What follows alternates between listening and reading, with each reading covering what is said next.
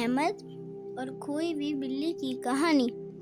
ایک دن چھوٹا احمد باغ میں کھیل رہا تھا۔ اچانک اسے ہلکی سی میاؤں سنائی دی۔ وہ ایک چھوٹی سی بلی تھی جو کھوئی ہوئی تھی اور ڈری ہوئی تھی۔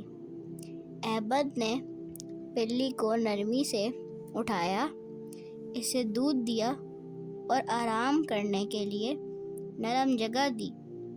تھوڑی دیر بعد بلی کا مالک آیا اور بولا، شکریہ احمد، تم بہت اچھے بچے ہو۔ احمد نے مسکرا کر کہا، ہمارے نبی محمد صلی اللہ علیہ وآلہ وسلم نے ہمیں جانوروں سے نرمی کا سلوک سکھایا ہے۔ آدمی نے کہا، تم بہت اچھے بچے ہو۔ احمد، کہانی کا سبق: جانوروں سے نرمی کرو۔ اللہ ان لوگوں سے محبت کرتا ہے جو مہربان ہوتے ہیں۔ شکریہ۔